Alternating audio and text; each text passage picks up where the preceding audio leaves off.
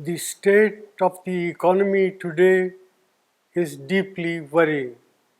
The last quarter's GDP growth rate of 5% signals that we are in the midst of a prolonged slowdown.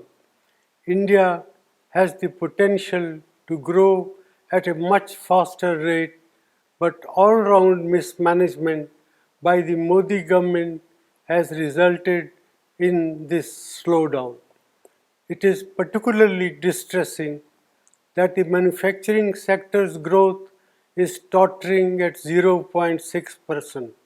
This makes it very clear that our economy has not yet recovered from the man-made blunders of demonetization and a hastily implemented GST.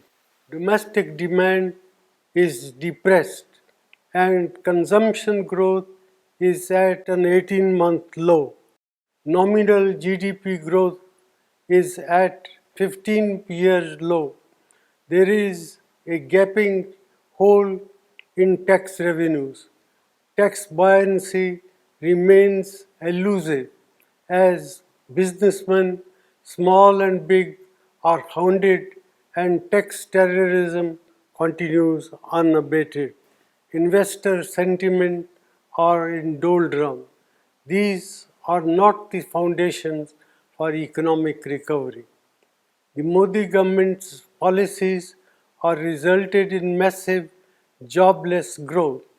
More than 3.5 lakh jobs have been lost in the automobile sector alone. There will similarly be large-scale job losses in the informal sector, hurting our most vulnerable workers. Rural India is in terrible shape. Our farmers are not receiving adequate prices and rural incomes have declined. The low inflation rate that the Modi government likes to showcase comes at the cost of our farmers and their income by inflicting misery on over 50% of India's population. Institutions are under attack and their autonomy is being eroded.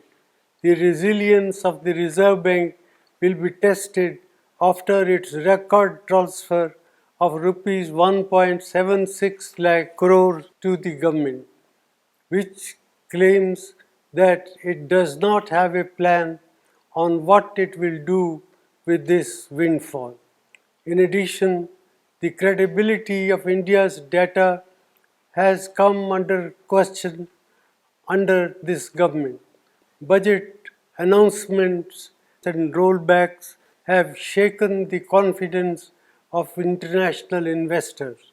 India has not been able to increase the exports to take advantage of opportunities that have arisen in global trade due to geopolitical realignment. Such is the state of economic management under the Modi government. Our youth, our farmers and our farm workers, entrepreneurs and the marginalized sections deserve better. India cannot afford to continue down this path. Therefore, I urge the government to put aside vendetta politics and reach out to all sane voices and thinking mind to steer our economy out of this man-made crisis.